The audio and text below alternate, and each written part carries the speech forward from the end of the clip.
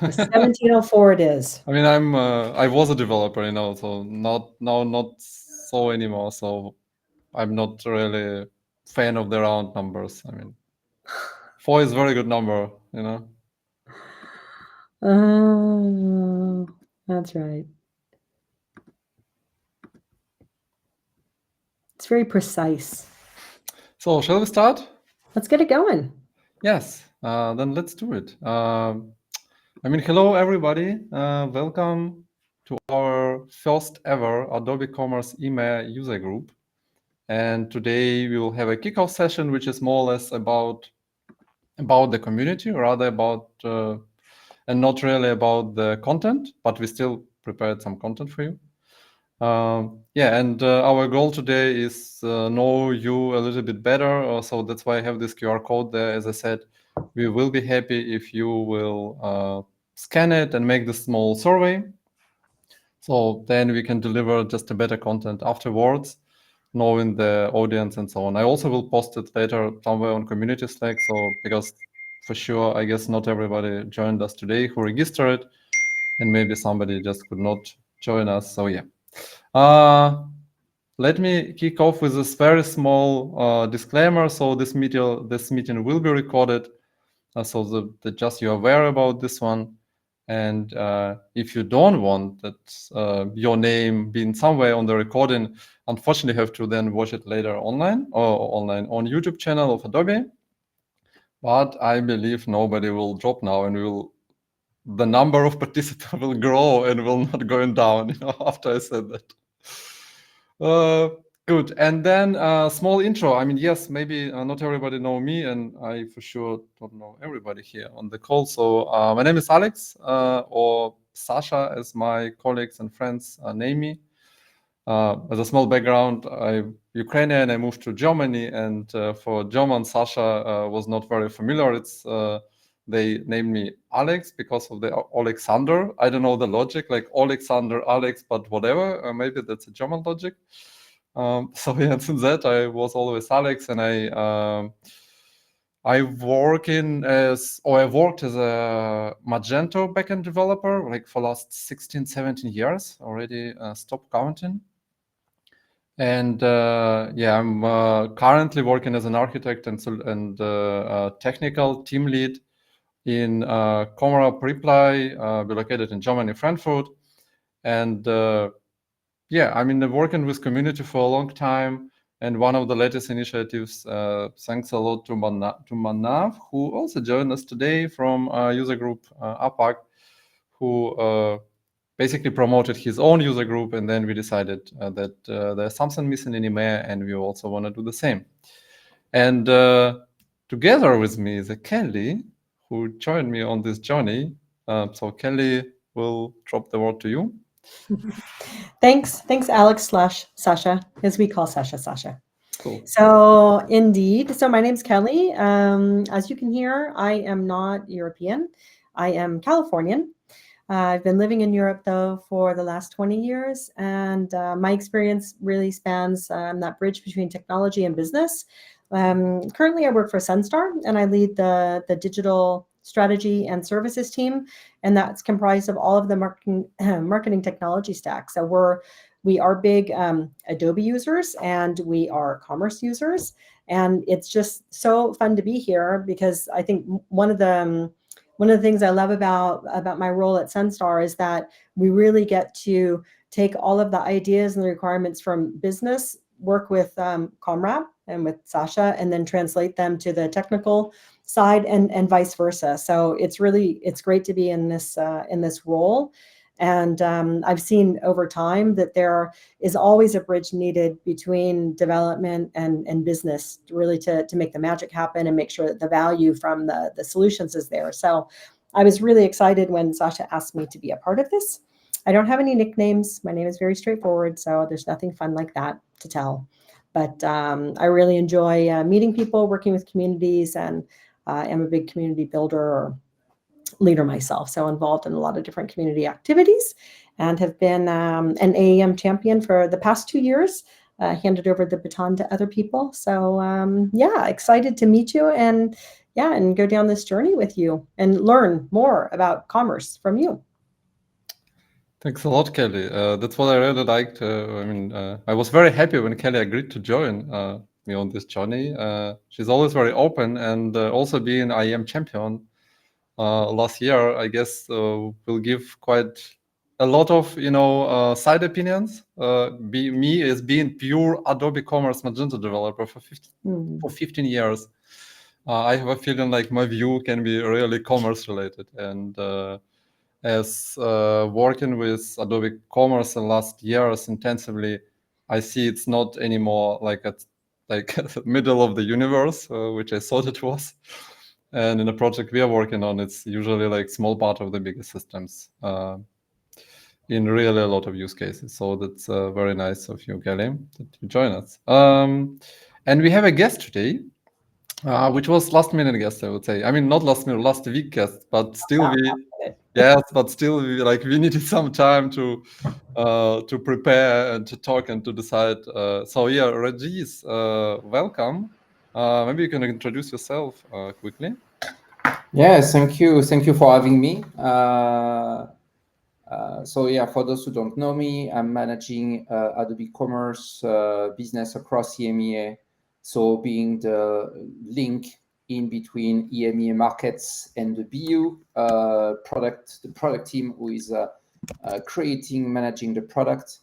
And then I'm working with everyone at Adobe and all ecosystem partners, tech partners, trying to create as much value as possible for customers. So I'm in e-commerce business since a while, the beginning of my career. In fact, 25 years already. It's going so fast.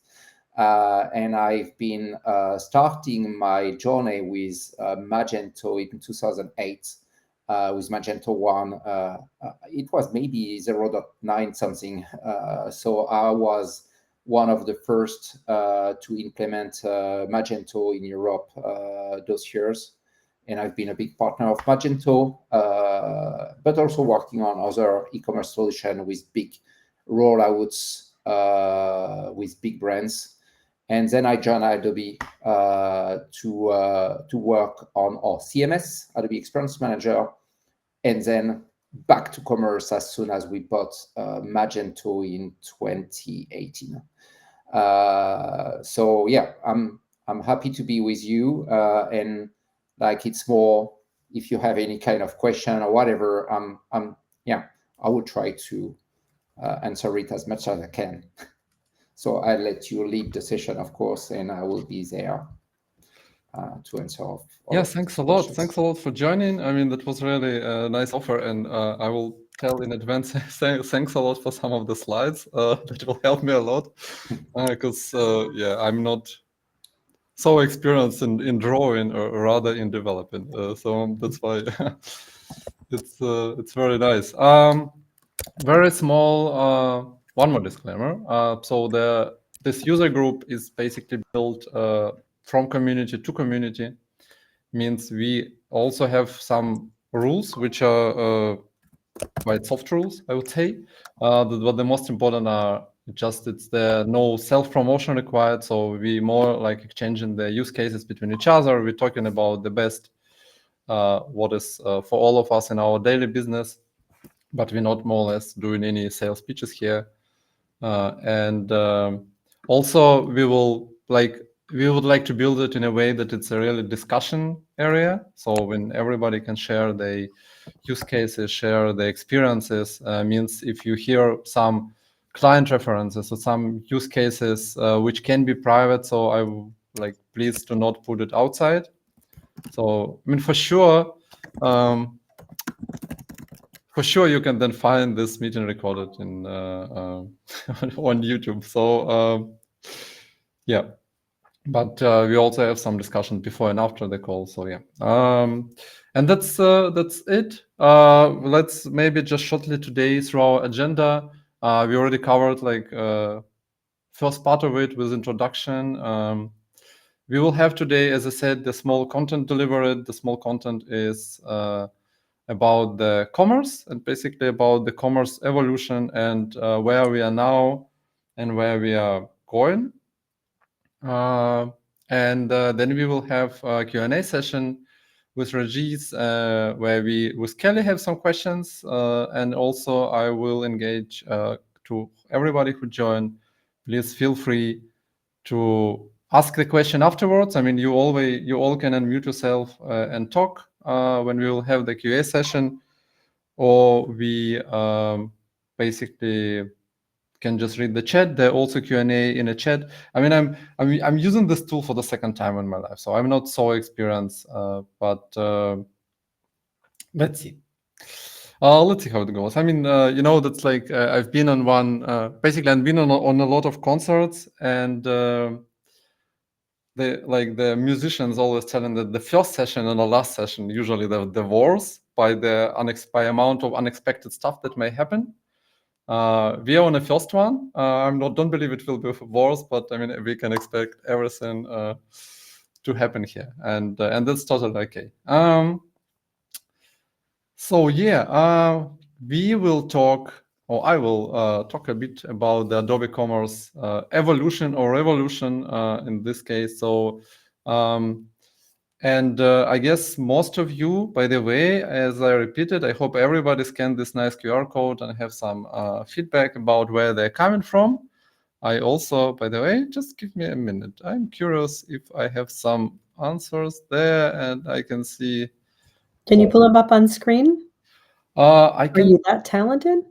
I can try. Yes. No, I can do it. Make it work. Right. Yes. That's Wait.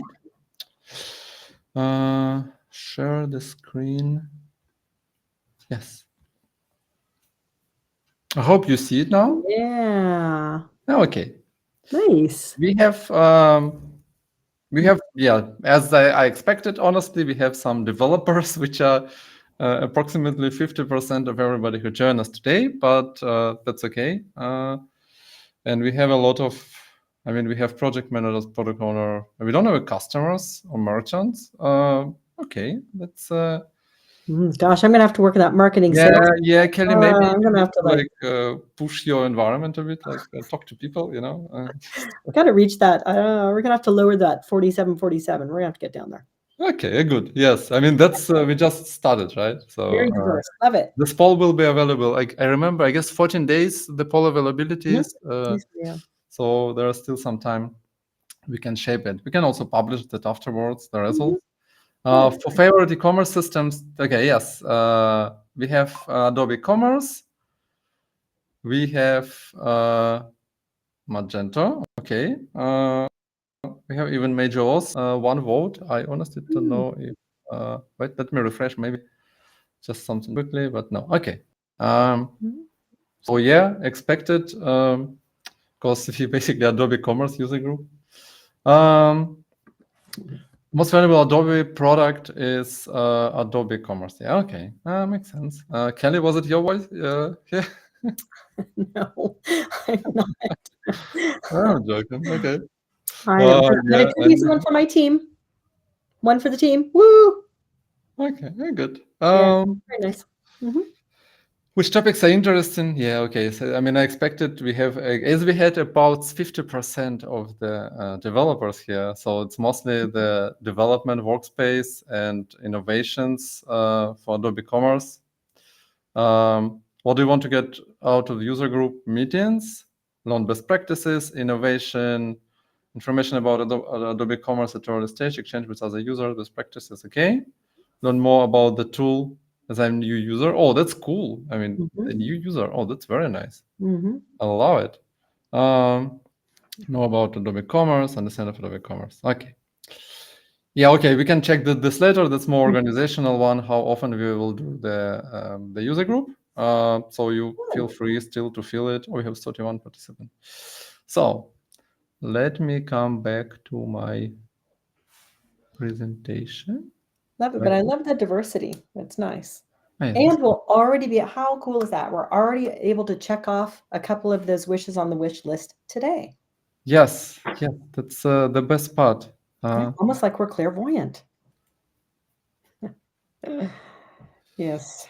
Okay. So So a second. There's so many messages are going to the chat. I really Yes, try I'm also to watching follow them. We're just chit-chatting over here. I also need to present you something. So yeah. So yeah, we talked about Adobe Commerce and Adobe Commerce. I mean, I mean, looking on the poll, I guess everybody know what the Adobe Commerce is, which is I don't need to focus on about. I mean, if you join this user group, so you heard already something. But we had this evolution steps, and we can have a look a little bit in the history of the everything which has went and happened to Adobe Commerce in the past. Yes, there was Magento acquisition that's happened in 2018, and we have basically the single solution. It was platform as a service, so the Adobe Commerce which you can have it on premise. I guess we can get it on cloud also already, the only, let's say, extensibility model we had at this moment, we had pure PHP development. So if you need to extend something, you went to your code base and you create in the code.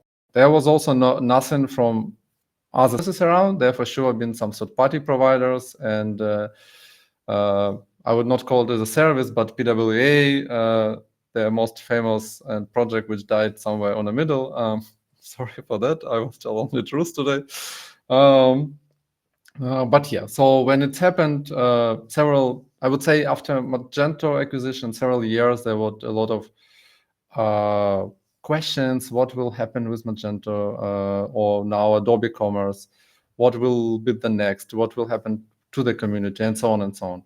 And then several years later, Adobe started to work on everything which is related to Adobe Commerce and around it, and started to produce a new services. So we will have already a core application, but then on top of this core application, you can already start to use different services that extend your user experience, your feature list, and all other stuff. So as I remember correctly, the first one was product recommendation I tried, and I guess it also was the first one released because it was a pilot to see how the services basically can be built around. I honestly don't know what was inside of Adobe by the sequence, because as I know, a lot of stuff we see now available as a services to Adobe Commerce been developed internally for years before it become public. And also the thought order of this development, the priorities, I guess, could be also different from releases or how Adobe released them. Because so like on my memory, after product record, we had live source and we have catalog service. We had payments, and then we also had app builder and API mesh as new extensibility model. And I myself, like some months ago, found my own article about a builder I wrote in beginning 2021. I even truly remember I worked on it, but on 2021, I guess nobody really knew what is that, and nobody worked with it.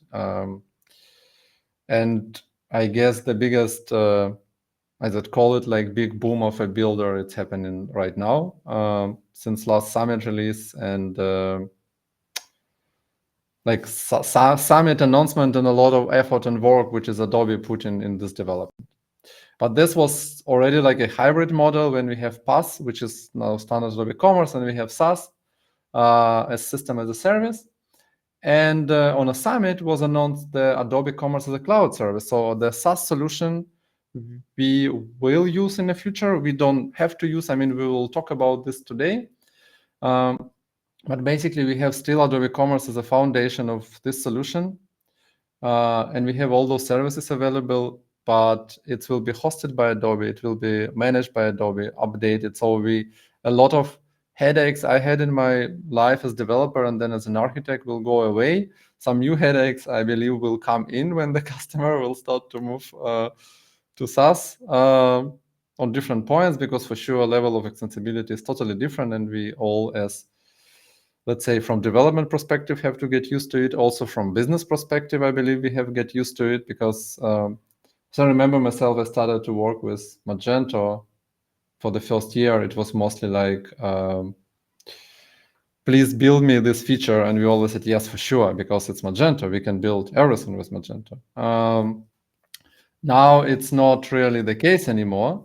I mean, it is still the case with the current PaaS, but with the SaaS, it's already questionable if every feature can be built there, but that's still part of the architecture and solution designs that have to be always done in advance. And then, shortly about Commerce SaaS. I don't have a poll just to ask how many people heard about Adobe Commerce SaaS, because while still talking with people last months, I see that it's not everybody. I mean, even if it was released and announced and there already are projects, but I still see that's not everybody hear about it and know what is it about. I guess it also depends on availability, because I don't sure if it's already available in Europe. I guess It is. Germany is live. Germany live. Okay, yeah, cool. Yeah, I remember it have to be somewhere on those months have to happen. So yeah, it will shortly spread around. Just give it a time. Like Magento 2, between Magento 1 and Magento 2, it still requires some time to spread out. Just the difference that in compared to Magento 1 and Magento 2, there is still a choice if you want to go SaaS. So yeah, Adobe Commerce is a SaaS, so we still have main monolith is, okay, we don't know now. I'll not claim on this. So Adobe Commerce as a basement of all this framework. But what is going on in the background now, we don't see. It's like Adobe is controlling everything, more or less. We have the services around, which I already talked about. We have new storefront, so SaaS solution don't have the native Luma templating. After how many, 8, 9 years, it's finally gone. We have now Edge Delivery Services as a new powerful storefront for Adobe Commerce. We have a lot of services around. We have basically connectivity to Adobe infrastructure now. That's what I a bit like advertised in last years while developing with a builder. That's, let's say, from tech perspective, a builder allows you to connect to all Adobe APIs easily, so you can have access to the central runtime, let's say, where you can talk to different Adobe products. We have extensibility model, which is Adobe Builder now, so you cannot change the code. It's a fully out of the process extensibility, which means you have to work with APIs, and also Adobe providing you endpoints to modify data within Adobe Commerce that was not available before, which is very nice. So making life easier. I believe still a lot of work have to be done. Just talking about my opinion here, because there's still a lot of positions when you go into extensibility that you have some limitations which can be avoided. I mean, I'm sure I believe that we cannot extend everything as we want to, but yeah. And yeah, I mean, that's what basically already composable commerce means. That's what I guess we started to talk like years ago about composable commerce, even before Adobe. And that it's finally came to life with Adobe Commerce, basically not in the same way we talked about this like years ago, but still, in a way, I believe, could be and will be quite comfortable for a bunch of the customers and use cases. The next element or the next service that been announced also on a summit, I believe. Because honestly, I missed Summit. I was 3 months off. So when I came back, I had a bunch of the articles, news, videos I have to rewatch. Because, I lost a bit on the scope, but I guess Adobe Commerce Optimizer was also released on the Summit. And in short terms, you can imagine this in the similar way as you have Adobe Commerce SaaS, but with the difference that you can replace your backend system with any system you want to. So you have the same services around. You have Adobe API Mesh, you have runtime, but the backend system, you can bring your own. So basically, you can take your legacy system when the customer come to you and tell, hey, I want to have nice storefront, but I don't want to migrate directly to the commerce, which can be really quite expensive because it can be that the customer's legacy system so heavily changed that you need to invest a lot of time and money in it to migrate all these features to Adobe Commerce.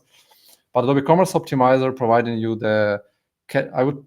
for myself, I call it catalog service version 2 layer, which allow you to connect your third-party systems or third-party backend to the service, and then the front end, which is edge delivery services in this case, will work natively with it.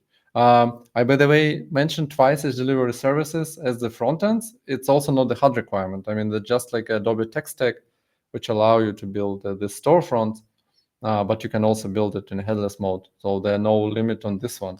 But basically, with this Adobe Commerce Optimizer approach, your time to market can be much, much faster because you don't need to migrate all this feature. You just need to create the correct communication layer between catalog service and your PIM or your backend system you are using at this moment. And I also have here this architecture diagram. That's what I just talked about. So we have shopper. I mean, here on the left side. And we have the PDP, PLP, product recommendations, some other building blocks, which working natively from the Adobe catalog. But let's say all the checkout experience still can be built against your own system, which make it much easier from integration point of view.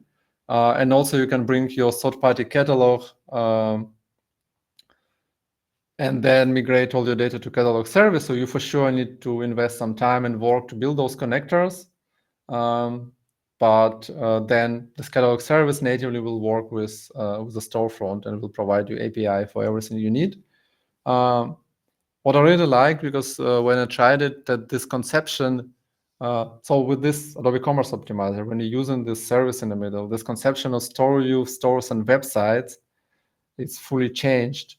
So you basically, as for me, like this store view, store website concept of the Adobe Commerce was in a complex project quite a limitation, because we always need to find the workaround how to build multiple market, multiple catalogs, and all other stuff. Also, as you know, Adobe Commerce has limit, like not official limit on amount of website and store views you may have, because it's impact also the performance. But with this catalog or with Adobe Commerce Optimizer, it's become much easier to manage those catalogs and group them together. And you also, in compared to standard catalog service, which you already maybe used on your projects, you have a UI for that. You can see the products, you can orchestrate them, you can group them, create the facets, and all other stuff. Yeah, so after this, basically, we have those three flavors of Adobe Commerce. You can decide what you want to build. So when you have a new project, you start in the development, you can choose what you want to build. You can choose what solution is much best for your requirements. It's not a requirement, and Adobe, as I know, will not force anybody to use SaaS. It's basically up to you, depends on your on your architecture. I'm while talking, looking on Regis, just that he stopped me and told, no, we will do it. So what he's quiet. So that's good. At least I'm correct on those. Yeah, and you can choose if you want to use the old approach when you use Adobe Commerce Cloud, and you can modify the code. You can use Adobe Commerce SaaS, or you can use Adobe Commerce Optimizer and bring your own backend to this one. And what is really nice, that's what I just said, there's no impact for existing customers, so you can define your journey and your project path as you think is more comfortable for you, and to use the solution which fit for you the best. I guess that's shortly all from me. I would ask, waiting for Kelly. Yeah, I'm here. No, this is great. And I think I already see some questions in the chat. So I think this is just a fantastic time to bring Rias on board. And let's talk about really the value and the value that Commerce Optimizer brings, cloud service, and really where these two fit into the architecture. And let's dive in a bit there. Yeah, sure.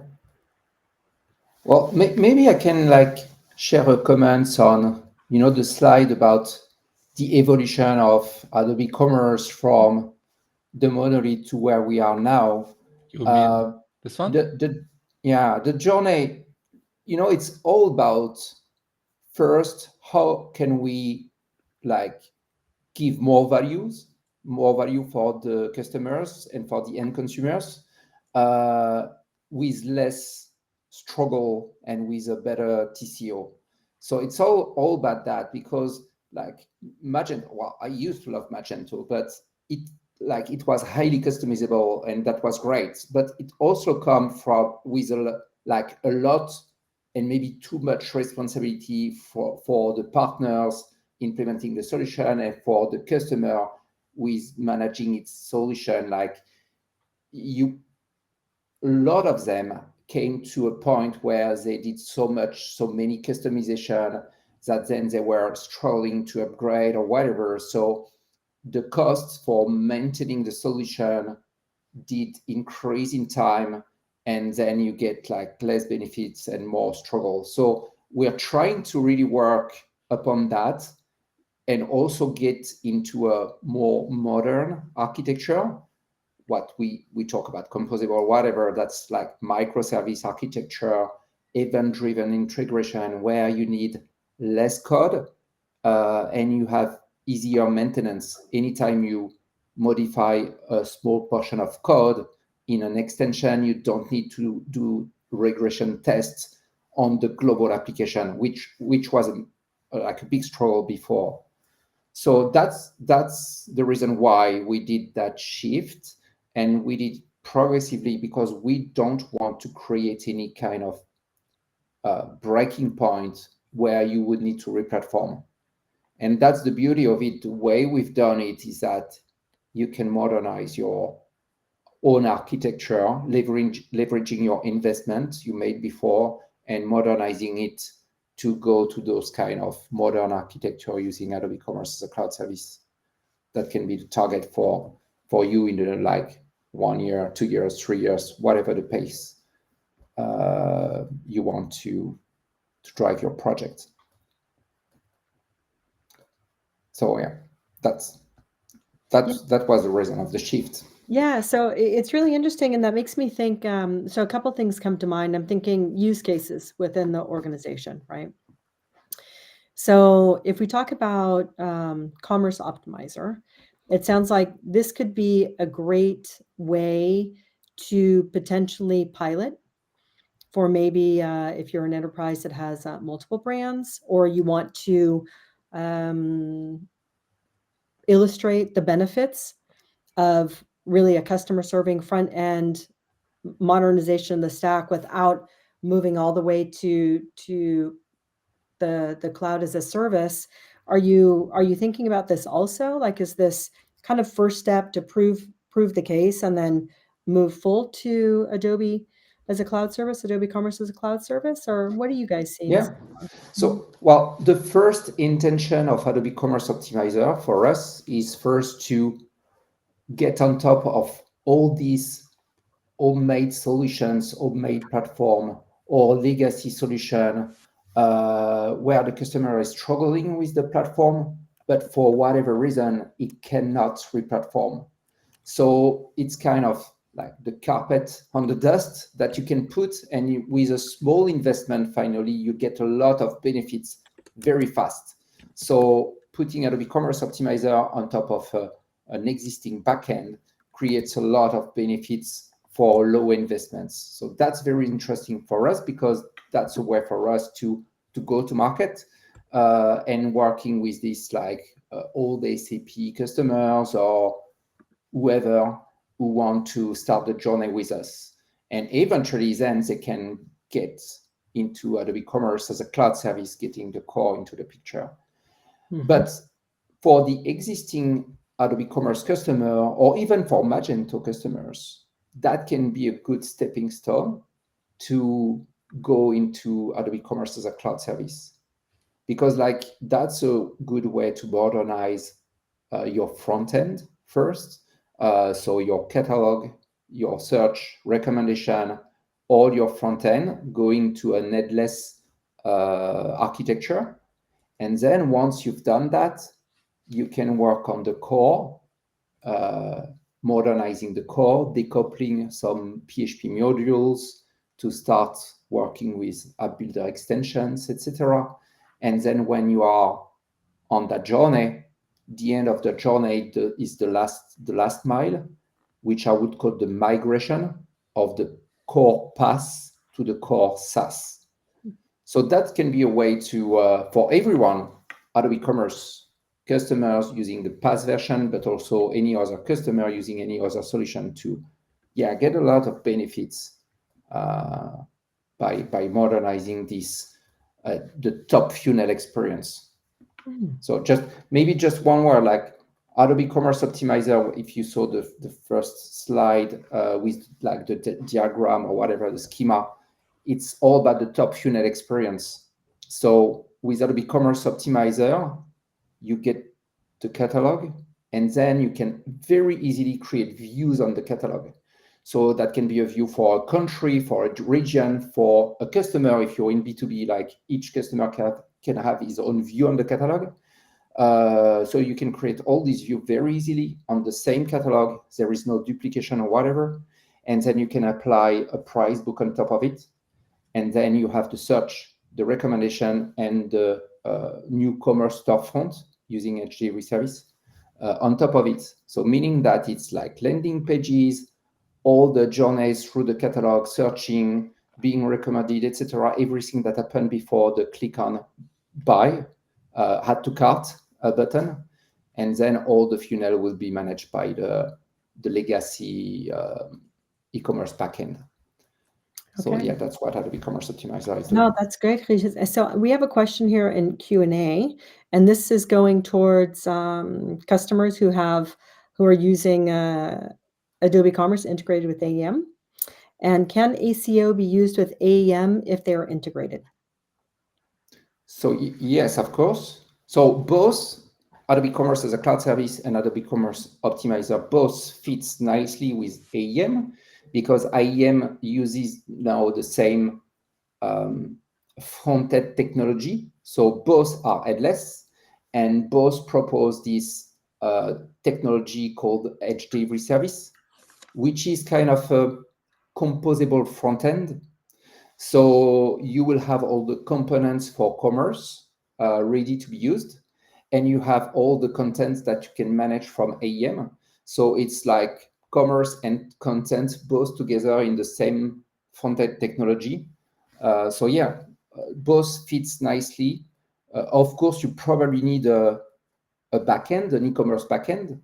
So that's probably why you probably need Adobe Commerce as a cloud service if you don't have any other core backend beside.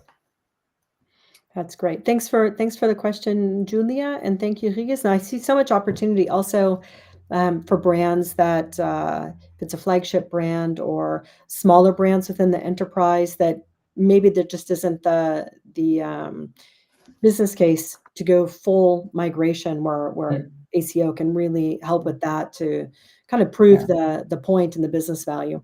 So that's great. Love it. Alex. Regis, you wanted to say something? Now, maybe the really good thing with there are so much different migration paths because it all depends on you. You know, what is the most important for you right now? If you are struggling so much with some PHP modules that creates bad performances for whatever reason, or what, you can probably work on App Builder extension to decouple those modules, make it easier to maintain, but also run it outside of the platform. But maybe you're more struggling with your front end and you want to modernize your front end first. So it's all a question of choices, priorities for you. And the good thing is that you can do all of those things at your own pace, like building your own roadmaps through this modernization. And the good thing is that any step you do, you have benefits. So it's not like 2 years of project and pains, not seeing any benefits. Like you decoupling a module, you already have the benefits of it. You release your new commerce storefront with HDV service, you already have the benefits of it. So that's small steps you can do to modernize. That's great. I see one more question in a Q&A session, basically two. If a client is on Adobe Commerce Cloud and they have multiple Luma storefronts, is there as a connector to take product from one of the standard websites fronts to the new data model of policies and price books, so they could launch one new storefront on Edge delivery services first? So I don't have the whole answer right now because there are a lot of things that we are releasing and a lot of things on which the engineering team is working. But we are working on some migration, especially some tools built with AI to help you recreate some front-end drop-ins or moving from Adobe Commerce Pass to Adobe Commerce Cloud Service. So we are already starting raising some of those tools. There is a call for partners every week, and I know it has already been discussed starting the last week, I think, if I'm or two weeks ago. So yeah, we are progressing on that to give tools to partners and customers so they can accelerate those kind of modernization. Yeah, I mean, I can shortly maybe add on this one because I mean, we need to talk in details. There's quite interesting use cases because technically I don't see now any limitations to build it. It is a question of if it's a good direction because like you still to invest resources in this one. I guess there are no still connector from Magento or Adobe Commerce Cloud to Optimizer to send products there and back. As I know, it's only working now with catalog version in standard mode, but not with Optimizer one, which is again not complicated to build. I mean, because Optimizer just provides a list of APIs, and you can use just those APIs and feed the whole data you want to. So you can also feed it from Adobe Commerce. Then maybe like another question would be from me if you want to go with Optimizer or you just want to have Edge delivery services, because then you don't need it at all. So you can just connect your Adobe Commerce Cloud, only single website, to Adobe Commerce, to Edge delivery services. That's what I'm now doing on one of our projects. And then on the single website will be run with Edge delivery services, and another one will stay with the Luma. There are for sure some tips and tricks, I would say, how you can do it. It's not like very straightforward, but it's possible. So it means, as for me, as for architect, it always depends on real use cases, and they're not only about use cases at this point of time, also what you try to achieve in the future.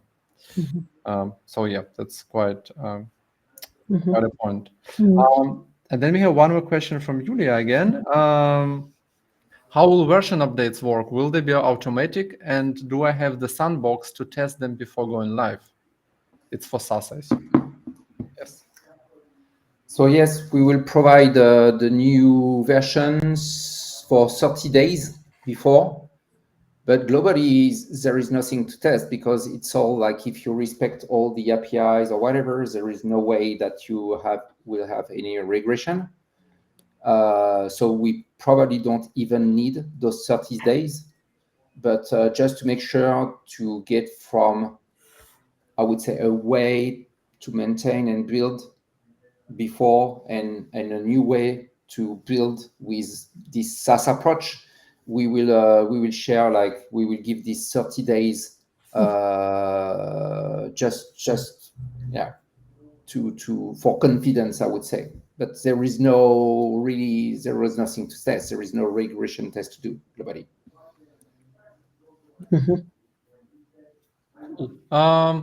Yeah, let me shortly maybe, I mean, we plan to have Q&A and we already started Q&A. So if you still have questions, please drop them in a Q&A section. I don't know if there's anything in the chat. Otherwise, I can, meanwhile, just to share some like documentation. Hold on, Eden has one. Are B2B features for the SaaS solution already available? Oh. So yes, in the core, like the core has the same scope as the PaaS core. So and it's a netless solution. So all the APIs are the same. So going from the PaaS core to the SaaS core is globally like same scope, same APIs, so same capabilities with the B2B, all the B2B features. What we don't have today are the B2B drop-ins within the storefront. So what we call the commerce storefront is like all these drop-ins ready to be used and extended to build your own headless front end. We have those B2C drop-ins already to be used, totally complete. But for B2B, we are working on it. So we will have kind of LVP, lovable, viable product version for end of this year. And the complete version will be probably delivered during Q1 next year. So already for B2C and headless only for B2B, and the head is coming soon. Fantastic. Thank you. Thanks a lot. That's great information.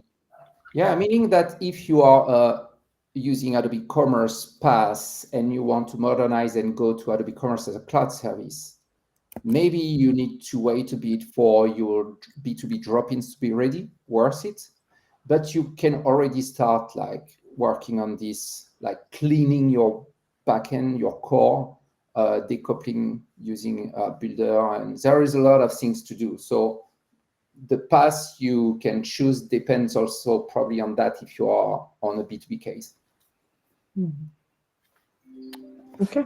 Nice. And yes, so if you look for some sources where to find it, you can find all this docu on the experience link of Adobe. I mean, honestly, you can easily Google it and you'll find it. It's maintained quite well, even if I mean, let's say for edge delivery services, I have a feeling edge delivery services evolves and develop faster than documentation, which is, I guess, more software development. Yes, Lars, don't laugh too loud.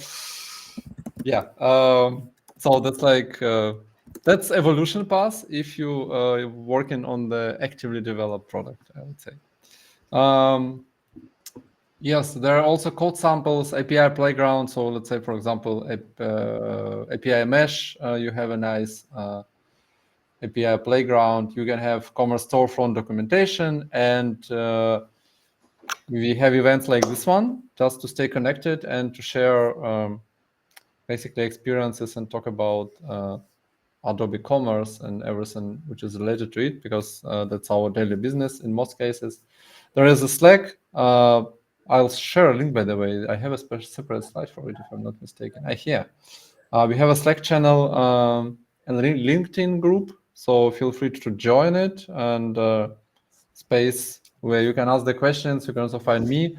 Also, I don't have a link here, but I believe most of the people know Magento open source Slack channel, which is very actively used by Adobe team also. Wait, did I forgot something? No. I guess that's all from the presentation point of view, and I can stop it. I had one question, by the way, and because I saw the Lars is here, sorry, I didn't want to ask maybe you specifically, but Regis, maybe you also can answer this question. It's about, wait, stop sharing. I'm trying to find the button. It's about the delivery services and basically about the authoring, because they're currently Adobe Experience Manager Universal Editor for authoring, their Adobe authoring tool, the native one, like not a native one, but that was built by Adobe. And they're also the doc-based authoring, which is based on the Google Docs, or also the SharePoints can be used. And my question is, what is the level of usage of them, by the reason that I believe that Google Docs and SharePoints are being removed from the documentation of the edge delivery services. So my question is, are they being deprecated? Are they not supported? Will they be supported? And so on.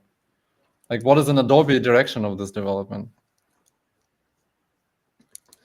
So as far as I know, we are keeping it, but we are trying to simplify the experience. So we're probably going to invest much more into the WYSIWYG editor, what we call like universal editor, commerce storefront editor for the commerce part of it, which is much better experience. So we kept the document-based authoring, but we have improved it, enhanced it, simplified it by what we call DA.live. So it's kind of a WYSIWYG version of document authoring. But to be honest, we know there is a lot of work to do on that, to simplify the experience in the coming months. I know there are engineers working on it. So yeah, a lot of improvements will happen. And we already have a lot of really crazy things. I don't know if you saw it, but there are things like you can use generative AI within that WYSIWYG editor, so you can create variations of text, of images to create new campaigns, do A/B testing on it to see what is the best variation that works the best, or you can eventually create those variations to assign the variation to a segment of audience. So do those kind of personalization without any need for a third-party solution to create those A/B tests or this personalization. So there are a lot of things into this UI, and you've showed that what is in Adobe Commerce as a cloud service and Adobe Commerce Optimizer, there is what is called product visual. And this is a bit crazy because we have put the DAM AEM assets into commerce, which is crazy. So meaning like for Adobe Commerce, you get a DAM. So there are some restriction, of course. And if you want a DAM, an enterprise DAM, you're probably gonna be willing to buy it. But if you have a usage for commerce, it's probably enough. And there is a lot. There is no all the features are included. Mm-hmm. So meaning that even in the UI, you can search for an asset, you can click on it, you can eventually ask, like you can prompt to remove the background, change the background, and then you use it, it's stored in the DAM, and you use it on your front end like this. So there are a lot of things coming, and we are really thinking about like everyday life of merchandiser or marketers. How can we improve productivity? How can we open like those merchandiser or marketers to new use cases very easily that they cannot do today, or maybe they need like 4 or 5 different tools to make it. So yeah, that's great. The commerce storefront editor is really the future of. And that's going to cut down the lead time for marketers. I mean, when you think about the workflow and stuff, that's going to be, I think that's going to be huge. Fantastic. We have another. Let's take another question. What pricing model does Adobe plan to introduce for the upcoming Magento SaaS ACCS? Fixed monthly subscription fees, card payment processing fee, or a hybrid of both? That's a good one. No taboo. Let's talk about money. So globally, the pricing model for Adobe Commerce as a cloud service is more or less the same as Adobe Commerce Pass. So that's a subscription, yearly subscription. It's mainly based on the GMV, so like the business that needs to be supported by that solution, with tiers. So the reason why we are doing tiers is that we don't want to take a percentage of your revenue. We just want that budget to fit what you need to drive this business. So the size of the platform, the resources, and everything that we put behind are totally linked with the GMV, right, the revenue you're doing online. But these are tiers, so you exactly know how much you're going to pay for the next 12 months. So like CFO love it because they have the visibility of how much the money, the platform will cost. No surprises at the end of the year. So that's kind of the model. There are few changes, like we used to have what we call fair limits, because like we want the model to be fair. So we try to make sure that all the limits are, we use what we call the 99 percentile. So the fair limits should fit to 99% of the use cases and 99% of the customers. But for some customers who have very special needs, like you're in luxury and you are using a lot of tons of 4D videos, maybe you need a bit more of, you know, those kind of videos. And the good thing is that we used to have technical fair limits before.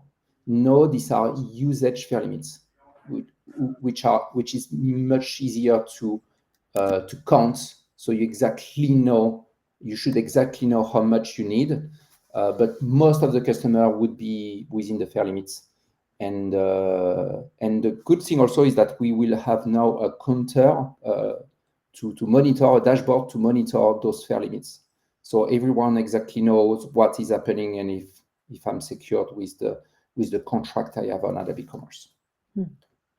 And I can say the tiers work really well for AEM as a cloud service. So what's great for business is that it locks you in. And I think I can attest that Adobe's been pretty fair with once you exceed those limits, they really just go into the next kind of round for budget saying, hey, we've shown steady over the last 6 months, 7 months, you've grown, and then it's time to move up to a new tier. So it's very helpful for budgeting, that's for sure. I think on the business side, it makes it really easy. Yeah. That's Yeah, very- we are not willing, like, if you are exceeding or whatever, maybe there is a reason why it's just happening 1 month, 2 months, and that's it. Yeah. And it's like just a discussion, and like we forget about it, and we or eventually you need more for good reason, and then we have that discussion and we restructure the contract a bit to make sure that it fits to the requirements and to the business case. That's it. Absolutely. So. All right, look at that. We are 1 minute from the hour. Yeah, I didn't Time for the wrap up. Expect that it will be so active. Okay, cool. Nice. I mean, around for the last question, somebody? I think we are good. Yeah, okay. Then let's wrap it up. Thanks a lot for everybody who visited us today. Oh, by the way, wait, did we had a changed poll values? I'm just curious. I guess no, not really. We have only 3 new responses, but what I left when I presented it first time, it's just was curious what time mostly fit to everybody, and we have evening time, I guess, the most comfortable. That's what I also would expect it, because lunchtime it's all depends. As for me, I'm usually prefer to play some table tennis on my lunchtime. Just a bit activity between the sitting in front of the computer. And by the periodically, we ended up on 55% of monthly meetings. I'm not sure we can hold it, but we can try. I mean, I will be happy if anybody have any topics you want to hear about. You can also drop this in this survey. There is this question field there, or you can just drop me a message. Also, if you want to present yourself or you like experience something very cool about Adobe Commerce in your daily business, just drop me a line and we can organize it, because it's not. I mean, I honestly didn't plan that I will present all the time. I also wanted to enjoy it a bit and hear other people and other experiences. Absolutely. That's why if you want to do it, then you're welcome. Yeah, because I think this is practitioners for practitioners, right? Yes. By practitioners with practitioners. So it's great. And I think, Alex, I think if you have ideas, drop comments in here. You can always, we need like a virtual suggestion box. I mean, we have a Slack, which I shared, and this presentation also will be shared, and video recording will be shared, so you will find it if you missed it. Yeah. And I mean, you can find me there, and also, as I said, Magento open source channel also available, and the LinkedIn, and basically any sources you can reach me, or Kelly, feel free. And we will organize the further steps. We will keep you updated. And I forgot, by the way, I guess I hit the slide, but I somehow wait, just give me a minute. I guess I forgot something. It was something with there's a last one, right? I shared it. There we go. Yes. First of all, please, I mean, if you want to receive updates, stay connected with EMEA chapter, because if you sign to this event, you're not automatically signed to the whole chapter. So if we will publish new events, you will get notifications about this. So please don't forget to do it. You can find it from this invite you received, just going to the chapter itself. And also 2 points which I just wanted to say about, there is a small research coming from Adobe Commerce community, so basically from Adobe's, and then another survey. It's a day of surveys. I didn't create it, but yeah. So please feel free to scan it and to answer some questions. It will be much valuable from us, that we can analyze them, and then, yeah, as I said in the beginning, make the journey better. But yeah, I mean, that's another story. That's not what I shared before. And one more small announcement: there is Adobe Experience Maker Award, was announced some weeks ago. We have 1 month till submission ends, and if you have any cool projects you want to share about, you made something very awesome within your daily business you want to share about, there is like wait, how many? It's 10 categories. Just go on Adobe Experience Maker Hours page. You can scan it or just Google it. It's easy to find. And submit your project, your team, individual. And yeah, so on the summit, I guess it will be announced the winners of those awards. Yeah. Yes, This is that's what great. I wanted to share. I forgot about them. Good. Just want to say, for the experience makers, that's a really nice way to connect with your marketing and sales teams. Marketers, get them involved. Exactly. Co-create with marketers, and call to action for everyone. If you work with business, ask them to join too. I bet they have all kinds of ideas and would benefit greatly from some of these wonderful sessions we're going to have. So my goal is to up that number of business practitioners coming. Yeah, now Kelly, you have a challenge. We can make a fight between, two like developers and and I know. charts. Got to do it. Let's see how it all goes. Teamwork makes the dream work. Exactly. Yeah, All right. thanks a lot to everybody. And thanks to our special guest. Thank you, Rius, for thank joining you. us. It was really fantastic. Thank you for having me. I will thanks follow for that user group, and Yes, I will always be here if you have any question or if you any need. Thank you so much, Alex and Kelly, for starting that. No, fantastic. And thanks to everyone for joining. And we look forward to your